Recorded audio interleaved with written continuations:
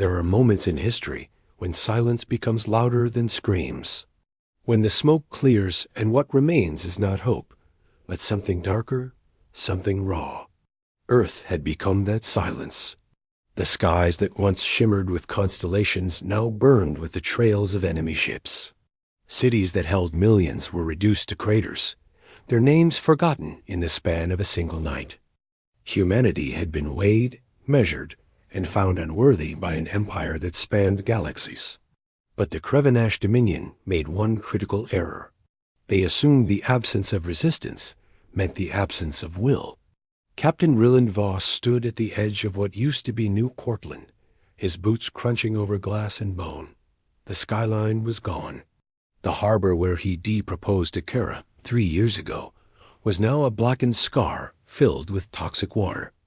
He could still hear her voice in his head, the last transmission before the orbital strike hit her evacuation shuttle. She hadn't screamed. She'd just said his name, soft and certain, like she knew he'd carry it forever. Ryland was 34 years old, a decorated pilot with over 200 combat sorties. He'd flown against insurgents, rogue states, and climate disasters. None of it had prepared him for this, for extinction. He adjusted the strap on his salvaged plasma rifle and kept walking. Somewhere in the ruins, there was a signal. Faint, encrypted, repeating every 6 hours. It was military, unmistakably human, and it was calling for anyone left alive. Ryland had been alone for 9 days. 9 days of scavenging, hiding from Krevanash scout drones, and watching the few survivors he encountered either break down or take their own lives. He understood the temptation. But Kara's voice wouldn't let him. Not yet. The signal led him underground, into the remains of a metro station that had collapsed during the first wave. Ryland descended carefully, using a handheld scanner to check for structural instability. The air grew colder, heavier. Then he heard it. Footsteps, multiple sets. He raised his rifle and pressed against a support column. 3 figures emerged from the darkness ahead, all armed, all moving with tactical precision. One of them carried a portable relay unit on their back. Military tech, outdated but functional. "Identify yourself," a woman's voice commanded. She was tall, late 20s, with close-cropped black hair and a scar running from her temple to her jaw. Her weapon was trained on Ryland's chest. "Captain Ryland Voss, Air Force, 7th Tactical Wing," he said evenly. "Serial number Hotel 794 Kilo 2. The woman exchanged a glance with her companions. One of them, a wiry man with burn scars covering half his face, nodded. "He's real. I remember that serial from the pre-war database." She lowered her weapon slightly. "I'm Lieutenant Freya Holt. This is Corporal Ben Takashi and Private Nina Cross. We're what's left of Firebase Echo." She paused, studying him. "You've been topside for 9 days alone?" 10 as of tomorrow, Ryland replied. "Then you're either lucky or cursed," Ben muttered. Freya ignored him. "We're heading to Rally Point Omega, underground network, about 40 clicks west. There's a resistance forming. Real military command, not just survivors playing soldier. You're welcome to join if you can keep up." Ryland didn't hesitate. "Lead the way." They moved through the tunnels in silence, navigating collapsed sections and flooded passages. The Krevanash hadn't bothered securing the underground. Why would they? To them, humanity was already dead. The journey took 6 hours. By the time they reached Omega, Ryland's legs burned and his throat was raw from dust. But when they emerged into the main chamber, he forgot his exhaustion. The space was massive, a converted maintenance hub lit by salvaged power cells. There were people everywhere. Engineers working on makeshift drones, medics treating the wounded, soldiers cleaning weapons. And in the center of it all, a holographic map displaying the wreckage of Earth. "Welcome to the last stand," Freya said quietly. A man approached them, broad-shouldered and gray-haired, with a kind of presence that commanded respect without effort. He wore no insignia, but his bearing screamed command. Lieutenant Holt, good to see you made it back. Who's the new arrival? Captain Ryland Voss, Sir Pilot, 7th Tactical Wing. The man extended a hand. General Thomas Strand, formerly of NATO Joint Command, currently running this circus. His grip was firm. We need pilots, Voss. Got any fight left in you? Ryland met his gaze. I've got nothing but fight, sir. Strand smiled grimly. Good, because we're about to do something insane. He gestured toward the holographic map. The Krevenash think we're finished. They've pulled most of their fleet back to their harvest worlds, leaving only garrison forces here. But they left behind something valuable. He zoomed in on a location in the Nevada desert. A crashed frigate. Mostly intact. We've been studying it for the past week. Studying it for what? Ryland asked. To steal it, Strand said simply. Their technology is centuries ahead of ours, but it's not magic. We've cracked their navigation systems, partially reverse-engineered their weapons. If we can get that ship operational, we have a chance. Not to win, not yet, but to hit back. To make them bleed. Freya stepped forward. The mission launches in 72 hours. We're assembling a strike team. Pilots, engineers, infantry. The whole package. Ryland felt something stir in his chest. Not hope exactly. Something colder. Purpose. What's the objective? Strand's expression hardened. Their supply depot orbiting Mars. They're using it to process human captives. Thousands of them. We're going to destroy it, rescue who we can, and send a message. He leaned closer. The Krevenash thought they could exterminate us without consequence. We're going to teach them what humanity does when you back us into a corner. Ryland thought of Kara, of New Cortland, of every face he'd seen in the rubble. When do we start? Right now, Strand said. Get some food, get some rest. Tomorrow we train. And in 3 days, we go to war. That night, Ryland lay on a cot in the barracks sector, surrounded by the quiet breathing of other survivors. He stared at the ceiling, his mind racing. The odds were impossible. The enemy was overwhelming. But for the first time since the invasion, he felt something other than grief. He felt rage. Not the hot, blinding kind that made you reckless. The cold, patient kind that made you dangerous. The Krevenash had crossed the line. They'd burned his world, murdered his people, and left them for dead. Now, humanity would rise from the ash, and they would bring fire and fury the galaxy had never seen. Thanks for listening, and don't forget to like and subscribe for more stories like this one. The training grounds were nothing like the gleaming facilities Ryland remembered from his Air Force days. This was raw, desperate, and brutal. A converted parking garage, 3 levels deep, lit by flickering work lights and filled with the constant sound of machinery being pushed way beyond its limits. In the center of it all, the crashed Krevenash frigate sat in pieces across multiple workstations. Each component was being studied, dissected, and reconstructed by teams of engineers who looked like they hadn't slept in weeks. Ryland stood beside Freya and Ben, watching as a woman in grease-stained coveralls explained their situation. Her name was Dr. Sienna Park, formerly of MIT's Aerospace Division. Now, she was the closest thing humanity had to an expert on alien technology. She was small, barely 5 feet tall, with sharp eyes that seemed to calculate equations even while she was speaking. This ship, Sienna said, gesturing to the skeletal frame of the frigate, is our miracle and our curse. The Krevenash use a neural interface system. Their pilots don't fly with controls. They fly with their minds. We've adapted it for human use, but it's unstable. The connection can cause severe neurological damage if maintained too long. Seizures, hemorrhaging, brain death. How long is too long? Ryland asked, his voice low. Sienna met his gaze, her expression grim. We don't know. Our longest test run was 6 minutes before the pilot started bleeding from his eyes. He survived, but he'll never fly again. The room fell silent. You could feel the weight of her words pressed down on everyone. Ben shifted uncomfortably beside them. So we're flying a death trap into space to attack a heavily fortified depot. Fantastic. We don't have a choice, Freya said quietly, her voice firm. Those people on that depot are being processed, turned into genetic material for Krevanash bioweapons. Every day we wait, more of them die screaming. Rillen stepped closer to the frigate's exposed cockpit. The pilot's seat was strange, almost organic-looking, with tendrils of technology that would interface directly with the user's nervous system.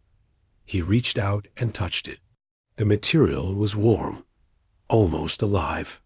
"I'll do it," he said, the words coming out before he could second-guess them. Just then, General Strand appeared from behind a support column, his arms crossed over his broad chest. "You sure about that, Voss? We need you alive more than we need you heroic." Rillen turned to face him, a spark of defiance in his eyes. "I've been flying since I was 18, sir. Jets, drones, atmospheric fighters. This is just another cockpit. I can handle it."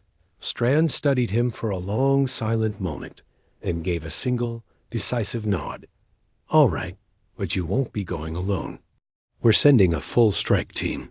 Freya's unit will handle the ground assault once we breach the depot. Ben will run electronic warfare. You'll pilot the frigate with Sienna monitoring your neural activity. We breach, we extract, we burn that facility to nothing." Over the next 2 days, Rilland lived inside that cockpit. The neural interface was unlike anything he'd ever experienced. When he first connected, it felt like his skull was splitting open. A torrent of images flooded his mind, alien thoughts and memories, the ghost of whoever had piloted this ship before him.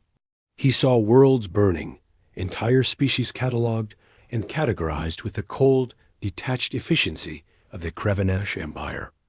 They didn't hate humanity. They simply didn't consider us worthy of hate. Humanity was livestock, resources to be harvested. That single, horrifying realization fueled something dark and powerful inside Rilland. He pushed through the searing pain, learned to filter out the alien noise, and began to master the ship's systems. By the second day, he could maintain the connection for 8 minutes without bleeding. By the third day, 12, Sienna was amazed and terrified in equal measure. "Your brain is adapting faster than anyone we've ever tested," she said, her eyes wide as she reviewed the neural scans. "But the cost is accumulating. You're developing microhemorrhages in your frontal lobe. Keep pushing like this, and you'll have permanent damage." "How permanent?" Rilland asked, his voice strained. "Memory loss, motor control issues, possibly worse." He just nodded. "Noted. Let's run another simulation." The night before the mission, General Strand gathered the entire strike team in the command center. 23 people. Pilots, soldiers, engineers. All volunteers. Every single one of them aware they might not come back. Strand didn't give them a rousing Hollywood speech. He didn't need to. He simply laid out the plan one final time, answered their questions, and then said something that stuck with Rilland. "The Krevanash believe they're apex predators," he began, his voice calm but intense. "That their technology and their empire make them untouchable. Tomorrow, we remind the galaxy of something they forgot." He paused, looking each person in the eye, connecting with them. "Humanity doesn't surrender. We adapt. We endure. And when you push us to the edge, we push back twice as hard. Make them remember why Earth survived ice ages, plagues, and wars. Make them remember that we don't go quietly." That night, Rilland couldn't sleep. The general's words echoed in his mind. He wandered the corridors of Rally Point Omega, the underground bunker that served as humanity's last stand, eventually finding himself in what used to be a memorial garden. Someone had painted names on the wall. Thousands of them. People who died in the invasion. He found a marker and added one more. Kara Lynn Voss, beloved partner, forever remembered. Freya found him there an hour later. She didn't say anything at first, just stood beside him, looking at the wall of names that seemed to stretch on forever. "I lost my brother," she said finally, her voice soft but clear in the quiet room. "He was 12. The Krevenash hit his school during the evacuation. Direct strike. There wasn't enough left to bury." Rilland glanced at her, a shared grief a heavy blanket between them. "I'm sorry." "Don't be sorry," she said, turning to face him, her eyes burning with a cold fire. "Be angry. That's what keeps me moving. Tomorrow we're going to hurt them. Maybe not enough to win the war, but enough to matter. Enough that they'll know humans aren't prey." Rilland looked from her determined face back to the names on the wall, then nodded slowly. "Then let's make it count." Launch time came with the cold, efficient precision of a military operation. The frigate had been reassembled, patched together with human technology where necessary, and loaded with every weapon they could possibly fit. The strike team boarded in silence, the air thick with unspoken farewells and grim resolve. Rilland settled into the pilot's seat and felt the neural tendrils connect to the ports that had been installed in his skull. The pain was immediate and overwhelming, a white-hot agony that threatened to tear him apart. But he breathed through it, focusing his mind, focusing on Kara's voice, on the faces of everyone he'd lost, on the burning anger Freya had spoken of. And then the ship's systems came alive in his mind. He could feel the thrum of the engines, the status of the weapons, the integrity of the hull, as if they were extensions of his own body. It was intoxicating and terrifying all at once. "Neural connection stable," Sienna reported from the co-pilot station, her voice tense. "All systems green." "Rilland, how do you feel?" He took a ragged breath. "Like I'm burning from the inside out," he said honestly. "But I'm good. Let's fly." With a roar that shook the very foundations of the bunker, the frigate lifted off, tearing through the underground hangar's camouflaged exit and into the scarred sky. From above, Earth looked like a dying animal, its cities dark, its oceans poisoned and gray. But as they climbed higher, breaking through the polluted clouds, Rilland saw something else. Other ships. Dozens of them, rising from hidden bases all across the globe. Other resistance cells, launching their own coordinated attacks. A flicker of hope ignited in his chest. Humanity wasn't dead. It wasn't even dying. It was fighting back. The journey to Mars took 4 hours through the cold vacuum of space, and every single minute felt like holding his breath underwater. Rilland could feel the ship responding to his thoughts, banking and accelerating with an intimacy that went far beyond mere mechanics. This wasn't just flying. This was becoming one with the machine. The neural interface burned through his mind like fire through paper, a constant, searing pain. But he held on, focusing on the singular purpose that had kept him alive through the ruins of Earth. Through the view screen, Mars grew from a distant red dot into a scarred, occupied world. The surface was a patchwork of alien infrastructure and human resistance. But the real target hung in orbit like a mechanical spider, all sharp angles and dark, menacing metal. This was the Krevenash depot. Transport ships moved in steady, organized lines like ants serving their queen. It was a symbol of their dominance, a fortress in the void. And somewhere inside that monstrous structure were thousands of humans. People who had survived the initial attack on Earth, only to face something far worse than death. Rilland's mind flashed back to what General Strand had told them: genetic processing. The Krevenash were tearing humans apart at the molecular level, then rebuilding them as living weapons for an empire that saw humanity as nothing more than raw material. It was a fate he wouldn't wish on his worst enemy. Depot in visual range. Ben's voice crackled from the weapons station. "Their sensor grid is active, but they're not showing any alert status. They don't expect company. They were a ghost, a whisper in the dark, and that was their only advantage." Freya, the ground team leader, checked her rifle for the third time. The metallic clicked a small, reassuring sound in the tense silence of the troop bay.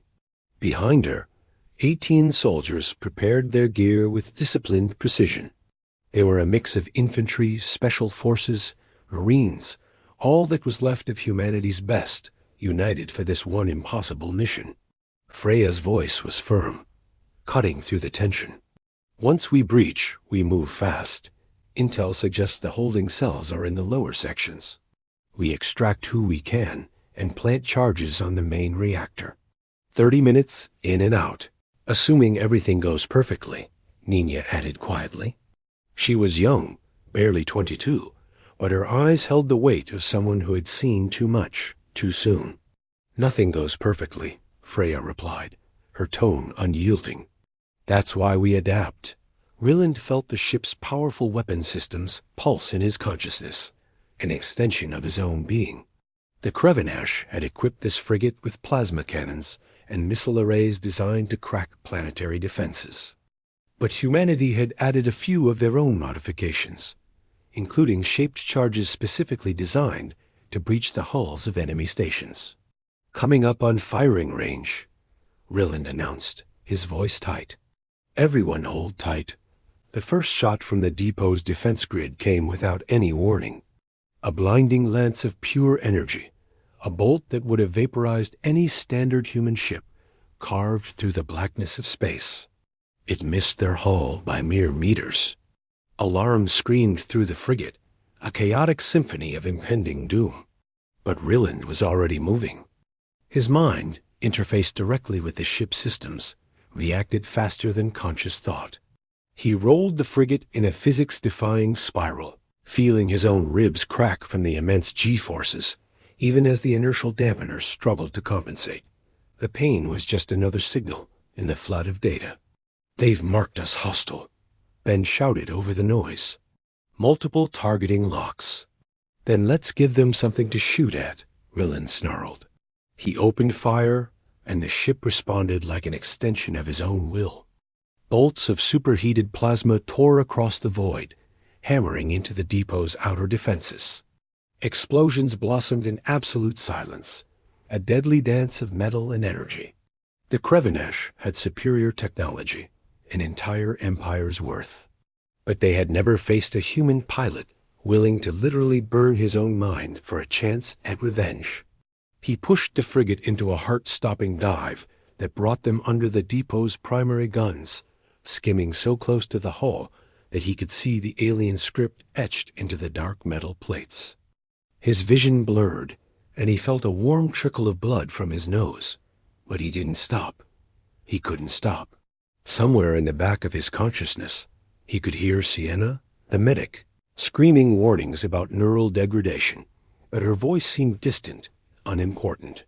"Breach point located," Ben called out, his voice a beacon in the chaos. Targeting now. Ryland fired the shaped charges. They struck the depot's lower hull with surgical precision. The explosions tore through layers of reinforced plating, ripping open a wound in the station's side, an entry point just large enough for their purposes. He brought the frigate around, and magnetic clamps extended from its belly, locking them to the depot's hull like a parasite attaching itself to a host. Freya and her team were already moving.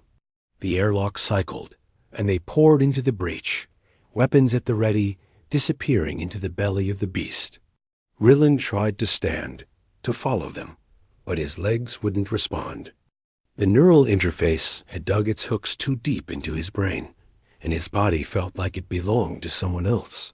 "Stay put," Sienna ordered, her hands flying over medical scanners. Her face was pale. "Your frontal lobe is lighting up like a Christmas tree. You're having micro-seizures. If you disconnect now, you might stroke out." "Then I stay connected," Ryland said through gritted teeth, the words tasting of blood. "Keep the ship ready. When they come back, we need to move fast." Inside the depot, Freya's team moved through corridors that seemed designed to disorient. The architecture was all wrong, with angles that hurt to look at and lighting that pulsed at frequencies just outside the range of human perception. It was a place not meant for them. They encountered the first Krevenash guards at a checkpoint hall, imposing figures in biomechanical armor that blurred the line between organism and machine. The firefight was brief and brutal. Human weapons, crude by comparison, still put holes in alien flesh. The guards fell, their deaths eerily silent, and the team pushed forward, deeper into the alien labyrinth. They found the holding cells 10 minutes into the breach, and what they saw there would haunt them for the rest of their lives. Humans were suspended in large, crystalline tubes, their bodies partially dissolved, their very genetic material being extracted and processed. Some were still conscious, their eyes following the rescue team with expressions that had gone far beyond hope or despair into a void of pure agony. Freya's hands shook as she started smashing open the tubes, pulling out those who could still walk, carrying those who couldn't.